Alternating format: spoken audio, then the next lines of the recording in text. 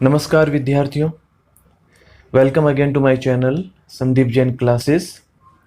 आज हम class 12th English compulsory की फर्स्ट टेक्स्ट बुक रेनबो के 4th चैप्टर लॉस्ट स्प्रिंग, इसकी प्रथम कहानी जो साहेब से संबंधित है उसका अध्ययन करेंगे। उसके ऊपर इम्पोर्टेंट कौन कौन से क्वेश्चन आंसर्स बन सकते हैं उसको हम साथ साथ में डील करेंगे।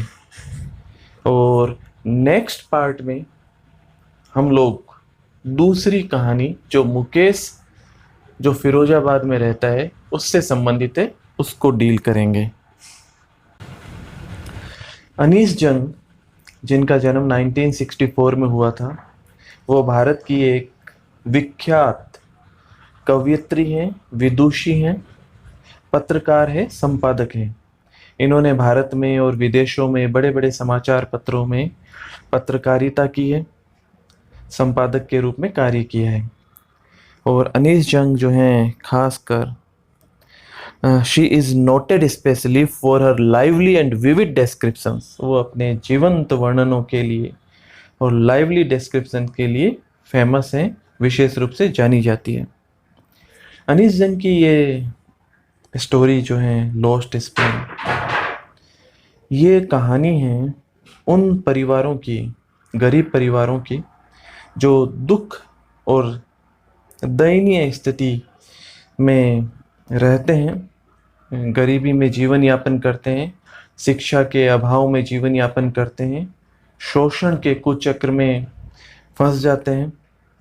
यह कहानी उन बच्चों पर ध्यान केंद्रित करती है जो अपने परिवार की आय में योगदान देते हैं और इस हेतु वे शारीरिक और खतरनाक कार्य करते हैं, जो ऐसे कार्य जो निम्न कोटि के होते हैं। और उनमें से जो अधिकांश बच्चे हैं वे इस परिस्थिति में रहने के कारण युवा होने से पहले ही बहुत सारी बीमारियों के शिकार हो जाते हैं। सबसे पहले हम बात करें इस पाठ के शीर्षक लॉस्ट स्प्रिंग के बारे में। लॉस्ट स्प्रिंग का शाब्दिक अर्थ होता है खोया हुआ बसंत। खोया हुआ बसंत का यहाँ तात्पर्य ये है कि खोया हुआ बचपन। लेखिका दो कहानियों के माध्यम से दर्शाती है कि किस प्रकार से गरीबी और अशिक्षा और दुष्चक्रों में फंसने के कारण गरीब बालकों का भविष्य जो है, उनका जो बचपन है वो किस प्रकार से खो जाता है, समाप्त हो जाता है। और यहाँ इसको स्प्रिंग से तुलना इसलिए की गई है कि जिस प्रकार से सभी ऋतुओं में, सभी मौसमों में वसंत ऋतु जो है वो सर्वाधिक सर्वश्रेष्ठ ऋतु मानी जाती है, उसी प्रकार से मनुष्य के जीवन में उसका बचपन का जो काल है, बाल्यावस्था जो है, वो सर्वश्रेष्ठ काल माना जाता है, उसे स्प्रिंग सीजन माना जाता है। लेकिन इस प्रकार के गरीब बच्चों का जो बाल श्रम से जुड़े हुए हैं, अपने परिवार की आय का साधन है, और गरीबों के पास में इसके अलावा कोई चारा नहीं है, उनका बचपन जो है वो उनके जीवन के प्रारंभिक क्षणों में ही खो जाता है। इसीलिए पाठ का शीर्षक है लॉस्ट स्प्रिंग। यहाँ हम देखते हैं कि दो कहानियाँ हैं। प्रथम कहानी है साहिब आलम की। और साहिब जो है एक छोटा लड़का है जिसका परिवार कचरा बीनने का काम करता है। दिल्ली के पास में सीमापुरी नाम के स्थान पर एक झुग्गी झोपड़ी वाला इलाका है, कच्ची बस्ती है, वहाँ पर ये लोग रहते हैं। और सीमापुरी के सभी लोग इसी कार्य में, कचरा बीनने के कार्य में लगे। उनका क्या जीवन यापन का तरीका है, किस प्रकार से वो गरीबी और अशिक्षा में के इस दुष्चक्र में फंसकर अपने जीवन को जो है वो बर्बाद कर रहे हैं, किस प्रकार से जो सक्षम लोग हैं इनको ऊपर उठने नहीं दे रहे हैं। पहली कहानी इसकी है। दूसरी कहानी जो हम पार्ट 2 में अगले वीडियो में पढ़ेंगे, वो कहानी है मुकेश की। और मुकेश का परिवार जो फिरोजाबाद में रहता है, ये चूड़ी बनाने का कार्य करता है। और किस प्रकार से ये लोग पीढ़ियों से चूड़ियाँ बना रहे हैं और उस दुष्चक्र में और विपरीत परिस्थितियों में फंसे हुए हैं, उसकी कहानी हम अगले पार्ट में पढ़ेंगे। आज हम पढ़ते हैं साहेब की कहानी। साहेब के इस वक्तव्य के साथ में कहानी शुरू होती है।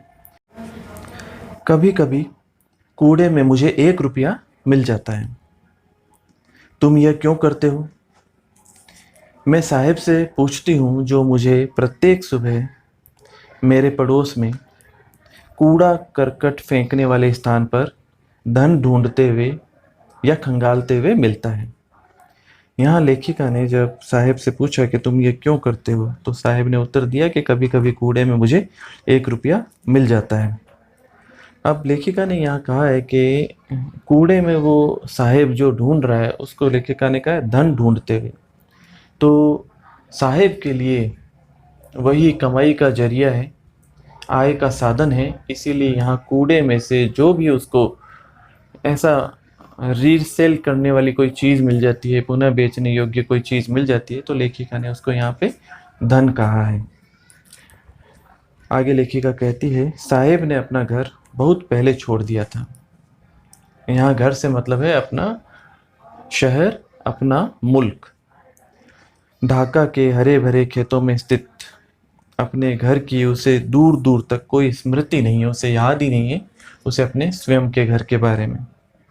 उसकी माँ उसे बताती है कि बड़े बड़े तूफान वहाँ आते थे और उनके खेतों और घरों को बहा कर ले जाते थे। इसी कारण उन्होंने उस शहर को छोड़ दिया, ढाका को छोड़ दिया, और आय की तलाश में, धन की तलाश में इस बड़े शहर में यानी दिल्ली, ये दिल्ली के पास में ही रहते थे, दिल्ली आ गए, जहाँ कि अब उनका परिवार वो सब लोग रहते हैं। मेरे पास करने को इसके अलावा और कुछ नहीं है। लेखिका ने जब काउंटर प्रश्न किया था कि तुम ये क्यों करते हो, तो आगे साहेब ने उत्तर दिया कि मेरे पास करने को इसके अलावा और कुछ भी नहीं है, मुझे इसके अलावा और कुछ आता भी नहीं है। उसने अपनी निगाहें बचाते हुए और बुदबुदाते हुए ऐसा कहा। लेखिका उससे चतुराई के साथ कहती है कि तुम स्कूल जाया करो। और लेखिका ने तुरंत ही महसूस किया कि उसकी यह सलाह कितनी खोखली है। मेरे पड़ोस में कोई स्कूल नहीं है, और जब कोई स्कूल बनेगा तब चला जाऊंगा। लेखिका कहती है कि यदि मैं स्कूल शुरू करूं तो क्या तुम आओगे? थोड़े मजाक भरे अंदाज में वह पूछती है। तो खुलकर मुस्कुराते हुए साहेब कहता है, हाँ। लेखिका कहती है कि कुछ ही दिन बाद मैं देखती हूँ कि वह मेरे पास दौड़कर आता है। क्या आपका स्कूल तैयार हो गया है? जो मैं वास्तव में पूरा करना ही नहीं चाहती थी, ऐसा वादा करके आज मैं ग्लानि से भर रही हूँ। और लेखिका कहती है कि स्कूल बनाने में काफ़ी समय लगता है। लेखिका थोड़ी ग्लानि से इसलिए भर जाती है क्योंकि उसने मजाक मजाक में कह दिया कि मैं स्कूल बनाऊंगी तो उसमें तुम पढ़ोगे, तो उसने उस वादे को थोड़ा सीरियसली ले लिया और वो लेखिका से पूछने लगा इस बारे में। तो लेखिका ने बहाने बनाते हुए कहा कि स्कूल बनाने में काफ़ी समय लगता है, किंतु लेखिका कहती है कि इस तरह के जो वादे थे वो उसके उस रूखे और आनंद रहित जी संसार में हर कोने में भरे पड़े थे। ऐसे वादे उनसे प्राय किए जाते थे। आगे लेखिका कहती है कि उसे महीनों जानने के बाद मैं उससे उसका नाम पूछती हूँ, तुम्हारा नाम क्या है? और वह बताता है साहिब आलम। वह नहीं जानता कि उसके इस नाम का अर्थ क्या है, और उसे अगर पता लग जाए कि साहिब आलम का मतलब है कि पूरे यूनिवर्स का मालिक, पूरे संसार का मालिक, तो वो अपने नाम पर विश्वास करना छोड़ देगा। उसे बड़ा मुश्किल हो जाएगा अपने नाम पर विश्वास करना। अपने नाम के अर्थ से अपरिचित वह अपने मित्रों के साथ गलियों में घूमता रहता है। जो नंगे पैरों वाले लड़कों की ऐसी फौज है जो सुबह के पक्षियों की भांति, अर्ली बर्ड्स की भांति दिखाई पड़ते हैं, और दोपहर में गायब हो जाते हैं। महीनों से मिलते रहने के कारण अब लेखिका उनमें से प्रत्येक को पहचानने लगी है। उनमें से एक से वो पूछती है कि तुमने चप्पलें क्यों नहीं पहन रखी है। उसका सीधा सा उत्तर होता है कि मेरी माँ ने उन्हें ऊपर टांड से नीचे नहीं उतारा। दूसरा जिसने बेमेल जूते पहन रखे हैं वो कहता है कि वो उतार भी दे तो ये उन्हें फेंक देता है, फेंक देगा। जब लेखिका इन बेमेल जूतों पर टिप्पणी करती है तो वो अपने पैरों को इधर उधर घसीटता है, छुपाने की कोशिश करता है, कुछ नहीं कहता है। एक तीसरा लड़का और जो वहाँ खड़ा था और जिसने जीवन में कभी जूते पहने नहीं, वो कहता है कि मुझे जूते चाहिए। देश भर में घूमते हुए लेखिका ने शहरों में, गांवों की सड़कों पर बच्चों को नंगे पैर घूमते देखा है। ये पैसों की कमी के कारण नहीं है, परंतु नंगे पैर रहना एक परंपरा है। यहाँ पे एक थोड़ा सा यहाँ व्यंग्य भी है और एक स्थिति का वर्णन भी लेखिका के द्वारा किया गया है कि ये नंगे पैर रहने के औचित्य को सिद्ध करने के लिए एक स्पष्टीकरण हो सकता है। लेखिका कहती है कि वह सोचती है कि क्या हमेशा बनी रहने वाली गरीबी की ये दशा और उसकी व्याख्या के लिए ये एक बहाना तो नहीं है कि भारत में नंगे पैर घूमना एक परंपरा है, ये उसका एक बहाना मात्र है। आगे वो कहती हैं कि उन्हें एक कहानी याद आती है जो उडुपी के एक आदमी ने एक बार उन्हें सुनाई थी। जब वह लड़का था, वो आदमी बता रहा था कि जब वह एक लड़का था तो वह स्कूल जाते वक्त एक पुराने मंदिर के पास से गुजरा करता था जहाँ उसके पिताजी पुजारी थे। और कुछ देर वह मंदिर में ठहरता और वहाँ प्रार्थना करता कि भगवान मुझे एक जोड़ी जूते दिला दें। और 30 साल पश्चात में लेखिका जब आज उस कस्बे में वहाँ मंदिर गई तो अब मंदिर तो उजाड़ हो गया था, लेकिन वहाँ मंदिर के पीछे जहाँ पुजारी का मकान था तो वहाँ पे लाल सफ़ेद प्लास्टिक की कुर्सियाँ थी और सलेटी रंग के यूनिफॉर्म में मोजे जूते पहने हुए एक छोटा लड़का हांफता हुआ है और अपना बस्ता फोल्डिंग पलंग पर पटक दिया। लड़के की ओर देखते हुए लेखिका को वो प्रार्थना याद आई जो एक दूसरे लड़के ने 30 साल पहले उस देवी से की थी। जब उसे अंततः एक जोड़ी जूते मिल गए थे तो मैं इन्हें कभी न खोऊं, मैं मेरे पास ये हमेशा रहे। तो देवी ने उसकी प्रार्थना जो है वो स्वीकार कर ली थी, ऐसा लग रहा था। अब पुजारी के पुत्र की तरह ही छोटे लड़कों ने भी जूते पहन रखे थे, परंतु लेखिका कहती है कि उनके पड़ोस में कूड़ा करकट बीनने वाले साहेब की तरह वहाँ जितने भी लड़के हैं वो अभी भी बिना जूतों के ही रहते हैं। इन कचरा बीनने वाले लड़कों से लेखिका का परिचय उन्हें एक दिन सीमापुरी ले जाता है। सीमापुरी वही स्थान है जहाँ इनका घर है, एक ऐसा स्थान जो दिल्ली की सीमा पर स्थित है लेकिन मेटाफोरिकली दिल्ली से मीलों दूर है। यहाँ पे लेखिका कहना चाहती है कि दिल्ली के विकास के मायनों को देखते हुए सीमापुरी बहुत पिछड़ा हुआ इलाका है, उससे इस मामले में मीलों दूर है। यहाँ रहने वाले गैर कानूनी बासिंदे हैं और सन 1971 में बांग्लादेश से यहाँ आए थे। साहिब का परिवार भी उन्हीं में से एक था। सीमापुरी उस समय उजाड़ स्थान था, एक जंगल था, बीहड़ था और अभी भी है, परंतु अब खाली नहीं है, भरा हुआ है। वहाँ पे टिन और तिरपाल के, बिना नाली के, बिना पानी की आपूर्ति के कच्चे घरों में 10,000 से ज़्यादा कूड़ा बीनने वाले लोग रहते हैं। और वे लोग यहाँ 30 वर्ष से भी अधिक समय से बिना किसी पहचान के, बिना किसी आइडेंटिटी के, बिना परमिट के रह रहे हैं। राशन कार्ड जरूर उनके पास में है, जिसके कारण उनका नाम मतदाता सूची में वोट डालने के लिए जरूर सम्मिलित हो गया है और राशन कार्ड के कारण वे अनाज खरीद पाते हैं। तो ये एक थोड़ा पॉजिटिव चीज़ बस इतना से ही है इसमें कि जीने के लिए पहचान की अपेक्षा भोजन यहाँ पे ज़्यादा महत्वपूर्ण है।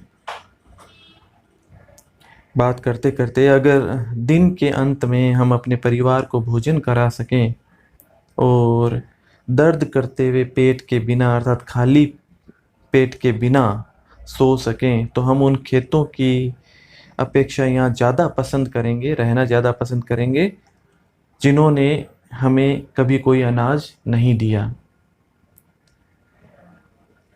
ऐसा किसने कहा? ऐसा वहाँ पे फटी हुई साड़ियाँ पहने महिलाओं का एक समूह जो खड़ा था, उस लेखिका ने जब उनसे पूछा कि उन्होंने क्यों अपने हरे भरे खेतों को, अपने नदियों के सुंदर देश को, क्यों उन्होंने अपने शहर ढाका को छोड़ दिया, तो उन्होंने अपने स्पष्टीकरण में ये बात कही, उन्हें जहाँ भी भोजन मिल जाता है वहीं पे वे लोग अपना तंबू गाड़ लेते हैं, वहीं पे वो रुक जाते हैं, वो उनके ट्रांजिट घर बन जाते हैं, अस्थायी घर बन जाते हैं। बच्चे इन्हीं में बड़े होते हैं, उनकी जो अस्तित्व के साझेदार बन जाते हैं, आय के स्रोत बन जाते हैं।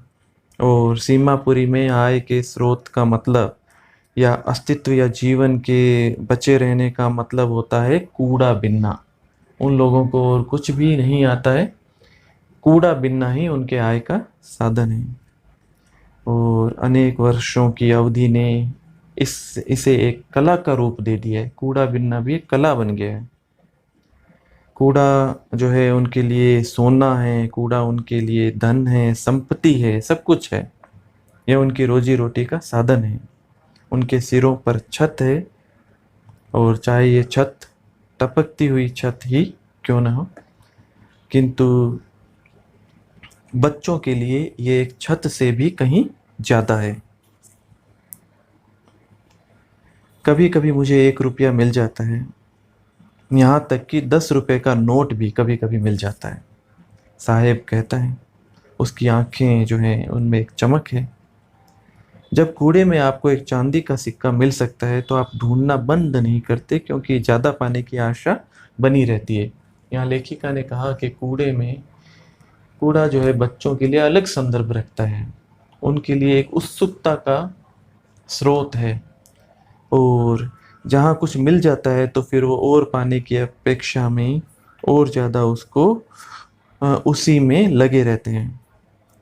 लेखिका कहती है कि ऐसा लगता है कि बच्चों के लिए कूड़े का अर्थ उनके माता पिता के लिए जो इसका अर्थ है उससे अलग है। बच्चों के लिए ये एक आश्चर्य में लिपटी हुई कोई चीज़ है, और बड़े बूढ़ों के लिए, बड़े लोगों के लिए यह आय का, जीविका का साधन है, जीविकोपार्जन का साधन है। आगे लेखिका कहती है कि सर्दी की एक सुबह की बात है, और मैं साहिब को पास के क्लब के बाड़ लगे दरवाजे के नज़दीक देखती हूँ। वहाँ पे वो सफ़ेद यूनिफॉर्म पहने 2 युवकों को टेनिस खेलते हुए ध्यान से देख रहा है।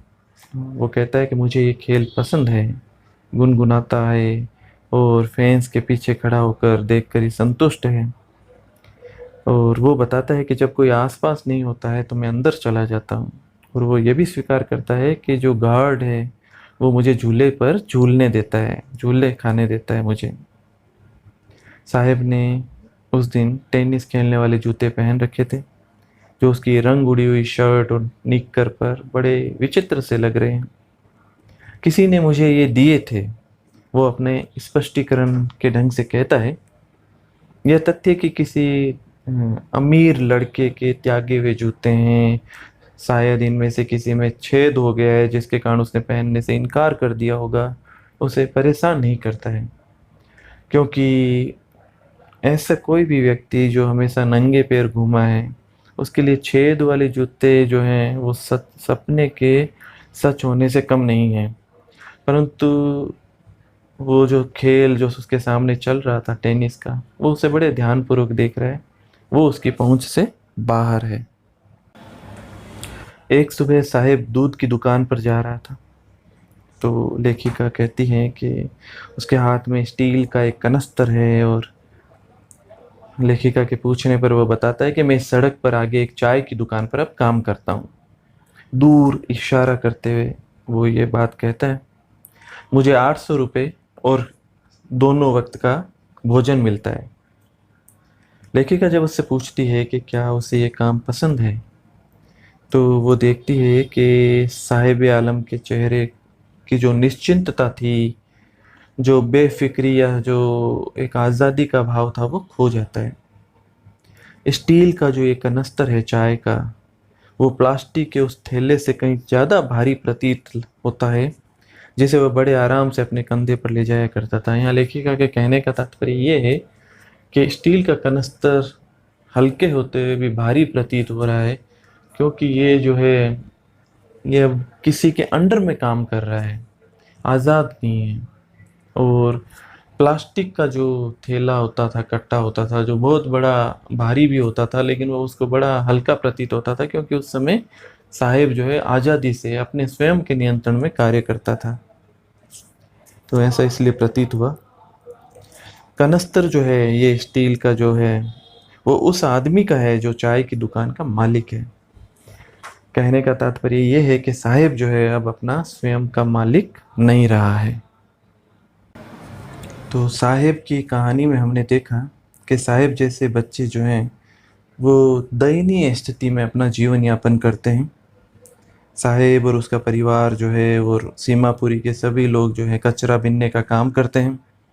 साहिब जैसे बच्चे घोर गरीबी में अपना जीवन जीने को अभिशप्त हैं, मूलभूत आवश्यकताओं से वंचित हैं, उनकी झोंपड़पट्टियाँ टूटी फूटी अत्यधिक गंदी हैं, पोषक भोजन, पर्याप्त कपड़े, इनका दूर तक नामो निशान नहीं है। ताज़ी हवा व जल जो हैं ये भी उनके लिए बहुत बड़ी चीज़ हो जाया करती हैं। और रहने के स्थान जो हैं वहाँ पे कोई निकासी की व्यवस्था नहीं, बीमारियों का खतरा सदैव मंडराता रहता है। तो गरीबी जो है और ये स्थितियाँ जो हैं उन्हें बहुत ही जो बीमार करने वाली वातावरण में रहने को बाध्य कर देती हैं। और बहुत छोटी उम्र से ही ये लोग ये कार्य शुरू कर देते हैं, बाल श्रम करना शुरू कर देते हैं, छोटे मोटे कामों में लग जाते हैं। और शिक्षा का तो उनके लिए स्वप्न ही, शिक्षा प्राप्त करना उनके लिए एक स्वप्न देखने के समान है। और दिन प्रतिदिन इन्हीं कार्यों में, जो निम्न कोटि के ये कार्य हैं, उसमें इतने व्यस्त रहते हैं कि अच्छे जीवन को, अच्छे तरीकों पर, तौर तरीकों के बारे में वो विचार भी नहीं कर सकते हैं, उसका वो स्वप्न भी नहीं देख पाते हैं। और उनका जो जीवन है, उनका बचपन जो है वो खो जाता है, लोस्ट स्प्रिंग, इसी संदर्भ में लेखिका ने कहा है। पार्ट 2 हम जल्दी ही लेकर आपके सामने पुनः उपस्थित होंगे और उसमें हम फिरोजाबाद में रहने वाले मुकेश की कहानी का अध्ययन करेंगे। बहुत बहुत धन्यवाद।